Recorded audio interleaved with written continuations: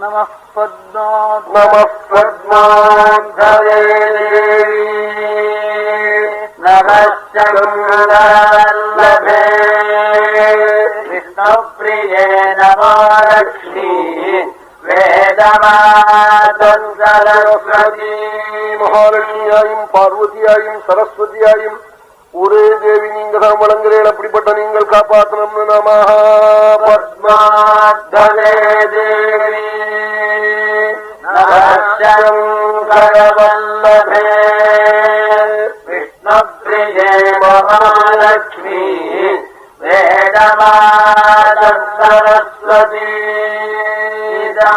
ஜகத்வயா சிருஷ்டம் சர்வமுத்தாவர ஜங்கமம் வாதித்வமிதமவ்யக்ர ததாசியோகசாந்தயே. நீங்கள் ரட்சிக்கணும் ரட்சிக்கணும் இப்படி நமஸ்காரம் பண்ணினால் உங்களாலே சிருஷ்டிக்கப்பட்ட உலகம் அதுல நாங்கள்லாம் குடியிருக்கோம் காக்கணும் சொன்னால் என்ன ஆச்சுன்னா தன்னுடைய பதின் தரிசனமே தேவினா என்னுடைய பர்த்தாவை நீங்க தரிசனம் பண்ணி வைக்கணும்னு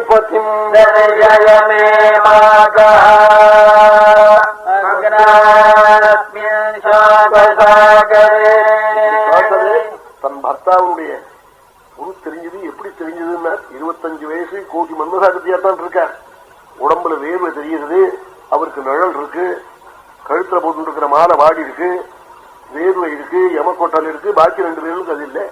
தேவர்களுக்கு அதெல்லாம் கிடையாது. பூசிண்ட சந்தனம் காயாது, போட்டுண்ட மாலை வாடாது, அவ கட்டிண்ட வஸ்திரம் அழுக்காராது, யமக்கொட்டல் கிடையாது, பூமி ஸ்பரிசம் கிடையாது, நிழல் கிடையாது. தேஜஸ் சரீரம் அது. தேஜஸுக்கு நிழல் உண்டோ கிடையாது. அதனால அவளுக்கு நிழல் இல்லை. இதெல்லாம் இருக்கு. சாயா திதியோ மலானஸ் இருக்குன்னாலே அது மாதிரி இதெல்லாம் இருக்கு இங்க இவருக்கு. தன் பர்த்தாவுடைய கழுத்துல புஷ்பஹாரத்தை போட்டு நமஸ்காரம் பண்ணினாள். உடனே அஸ்வினி தேவர்களே நமஸ்கரிச்சு 2 பேருமா நமஸ்கரிச்சு பூஜை பண்ணி அப்ப சொன்னாராம் சவன மகர்ஷி இத்தனை அவருக்கு நன்னா 2 நேத்திரமும் நன்னா தெரிகிறது, நல்ல யௌவனம், சுந்தர புருஷன ஆயிட்டார் அந்த கழவர். அப்போ அனுகிரகம் பண்ணினாள். அப்போ இவா சொன்னாள் சவன மகர்ஷி என்னுடைய மாமனாரான சரியாத்தியை யாகம் பண்ண சொல்லி உங்கள் 2 பேருக்கும் அதில் ஹவிச்சு கொடுக்குறேன், கிரககிரகணம் பண்றேன். ஏன்னா வைத்தியால செலுத்துண்டு தேவர்கள் சாப்பிட்றது இல்லையா. வைத்தியால்னா திடீர்னு பிரசவ கேஸுக்கு போகணும், எந்த ஜாத்தியா இருந்தாலும் போய் ஒத்தாசை பண்ணணும், கிட்டு இன்னும் அவா பார்க்கவே கூடாது. அவளை வச்சுன்னு தேவர்கள் சாப்பிட மாட்டாளா. அதனால அவளை செலுத்தி இவாளுக்கு அவிபாகம் யாகத்துல கிடையாது. இது மட்டும் இன்னிலிருந்து உங்களுக்கும் அவிபாகம்னு சொல்லிவிட்டாள். சொன்ன உடனே பரம சந்தோஷம் அஸ்வினி தேவர்களுக்கு.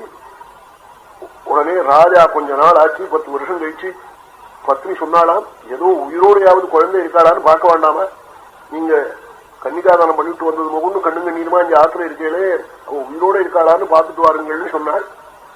ராஜா ஏதோ பார்ப்போம்னு புஷ்பம் புஷ்பம் வஸ்திரம் குங்குமம் இதை எடுத்துக்கிட்டு காட்டுக்கு போனா. போய் தேடினா என்ன விலாசம் தெரியுதா, எங்கேயோ போய் கண்டுபிடிச்சா திவ்ய ரூபமானான ஒரு யுவாவுடைய பக்கத்துல உட்கார்ந்து இருக்கார். தேரை விட்டு ராஜா கீழே இறங்கணும். அந்த புஷ்பம் புஷ்பம் எல்லாத்தையும் தேர்லயே வச்சுக்கிட்டார். அங்கிருந்து கிருத பாதாபிவந்தானா நமஸ்காரம் பண்ணினார். ஆசிஷஸ்ட அப்பிரயுஞ்சானா ராஜா ஆசீர்வாதம் பண்ணலே. என்னப்பா நான் நமஸ்கரிக்கேன் ஆசீர்வாதம் பண்ணலே, புஷ்பம் குங்குமம் மஞ்சள் கொண்டுதெல்லாம் எடுத்து அண்ணன் வச்சுட்டேன், என் கையில ஆசீர்வதிச்சு கொடுக்கலையேன்னு கேட்டாள்.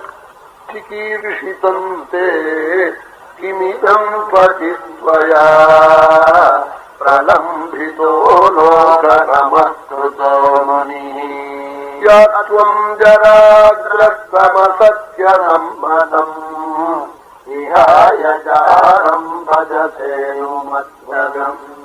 என்ன இப்படி உன் மனசுக்கு தோணித்து உலகம் முழுக்க நமஸ்கரிச்ச மகாபுருஷனை விட்டுவிட்டு அவரை என்னமோ பண்ணிவிட்டு யாரோ வழியில போறவன நீ பக்கத்துல உட்காந்து வச்சுனுட்டி இப்படி பண்ணலாமான்னு கேட்டான் ராஜா குழந்தைய பெண்ணை. உடனே மறுபடியும் இன்னொரு நமஸ்காரம் பண்ணிவிட்டு உங்க ஜாமாதான் நாளா, உங்க மாப்பிள்ள தான் நாளா.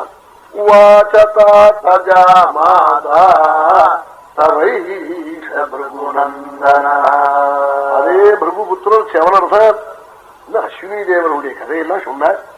உங்க யாகத்துல அவிபாகம் அவளுக்கும் கிரககிரகணம் பண்றேன்னு சொல்லியிருக்கார்.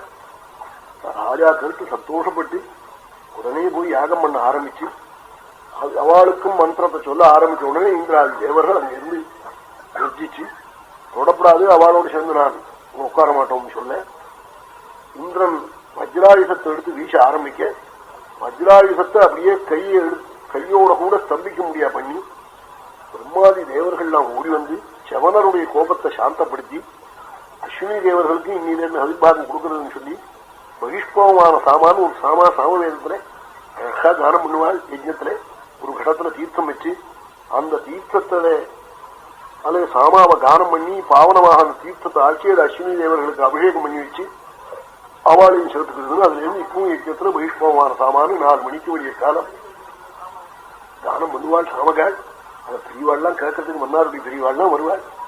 சக்தி வந்த சமயத்துல ராத்திரி 2 மணிக்கு வந்து காத்துக்கிட்டு இருப்பாள். சாமா கிடைக்கணுமே, ஒரு துணி தீர்த்தம் அதில் வாங்கி சாப்பிடணுமே, கிடைக்குமான்னு அப்படி வந்து கேட்பாள். சாமாவே ஆனந்தமா இருக்கு. இது ஒரு 30 சொல்லுவாள். சாமா கடத்துல தீர்த்தம் வச்சு அப்படி அந்த சாமாவனாலே அவளை சுத்தாடா பண்ணி அப்படி சேர்த்துக்கிண்டு அதுல இருந்து யஜ்ஞத்துல அபிபாகம் அவளுக்கும் கொடுக்க ஆரம்பிச்சு இந்த உத்தமியானவள் சுகன்யே செவனரை போய் வயது முதிர்ந்தவரை அடைஞ்சு அம்பாளுடைய அனுகிரகத்தாலே மறுபடியும் அவர் நல்ல யௌவனத்தை அடைஞ்சு மகாட்சேமத்தை அடைஞ்சாளுங்கிற சரித்திரம். இந்த சரித்திரத்தை சொல்லிவிட்டு